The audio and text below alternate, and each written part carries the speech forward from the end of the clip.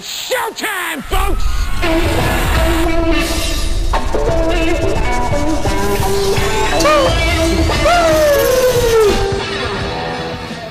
What's up, ladies and gents? I'm back and I'm better, and I'm here to give you the WWE Hell 2017 preview and prediction show. First, I'd like to say, feel free to comment down below if you're interested in wrestling. Give me your Hell in Cell predictions, whatever you got, comment down below. Alright, let's get right on into this. First up, I'm not gonna waste any time, let's go. First up, we have Bobby Roode versus Dolph Ziggler. Look, this is quite the interesting feud. All of this got started because Ziggler has been doing his deal with the gimmicks, and he ran up on Bobby Roode. He doesn't like his gimmick, and here we are. I don't really like the build or whatever to this feud, but I think it's going to be a tremendous match because Dolph Ziggler is talented, and for sure Bobby Roode is talented. I expect it could be a sleeper. It's going to be a sleeper match of the night. So in the end result, I'm going to go with Bobby Roode. Look, this is his first big pay-per-view match. He has no business losing this, and he will be your victor. So next up, we got Randy Orton versus Rusev, and well, you want to talk about a wasted feud. They could have done so much more with what is the talent of Rusev and a motivated Randy Orton. This could have been a well-built feud. It had a fantastic match at SummerSlam and a fantastic follow-up match here. But of course, what I thought was going to be a good SummerSlam match turned into a 3-second affair, and you know, it was over. And now Rusev got a 3-second win back, and now we're here. So in the end, Rusev had better win this match because it's not like Randy Orton needs the victory at all. Rusev needs this way more than he does, and Rusev will win at WWE Hell in a Cell. So moving on, we have the phenomenal AJ Styles versus Baron Corbin for the United States Championship. Now, this is kind of strange because it feels like recently this feud has been more about Ty Dillinger and Corbin, or Ty Dillinger and AJ Styles.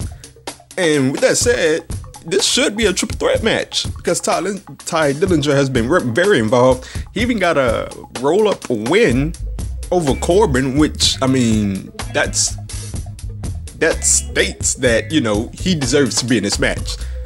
But looking at this match, look, AJ Styles is in broom territory.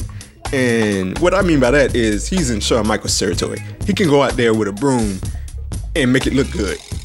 Go out and have a match with a broom, and you know, we're gonna call it 3 or 4 stars. So as bad as Corbin has been in the ring, he's not gonna have AJ Styles won't allow him to have a bad match. So it's gonna be a decent match.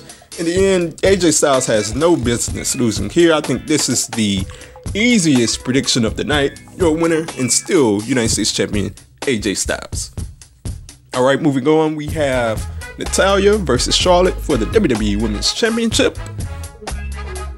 Charlotte got into this match by winning a Fatal 4-way #1 contendership match, and you know, this should be a fantastic match. Natalya and Charlotte, they both have good pedigrees, and I'm not talking about the move. Good family lineage, excuse me, and they are both talented wrestlers, so I'm very much looking forward to this match. And in the end, I think, look, you can't take the title off of Natalya. I gotta say one thing, I'm very happy that they didn't immediately put the belt on Charlotte and like have her reign over the division. I was quite surprised by that, but I'm quite pleasantly surprised by that. But in the end, as for this match, Natalya just got the title. You can't take it off her just yet. And I have Natalya winning here over Charlotte. So moving on, we have the WWE title match. We have Jinder Mahal versus Shinsuke Nakamura.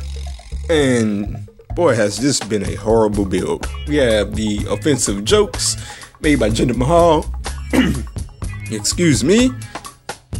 And just we have gone weeks and weeks with these awful jokes, and finally Nakamura attacked, and then Jinder stood tall on the Go Home show, and I have nothing for this feud as it's been really bad, but I expect a decent match at Hell in a Cell.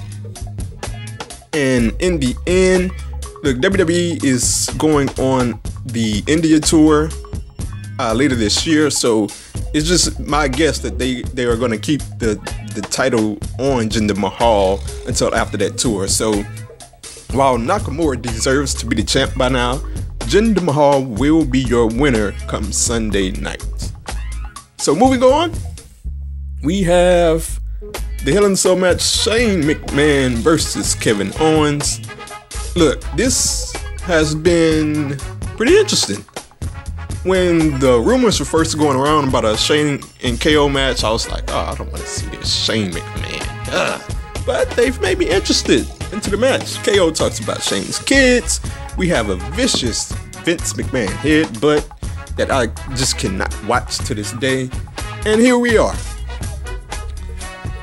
I think this match, look, anytime you're in a cell, you have the chance for a match to be good because, well, especially with Shane McMahon, because if there's one thing that's guaranteed with Shane McMahon in a weapons match, in a gimmick match, it's that he's gonna jump off of something, or jump through something, or go through something.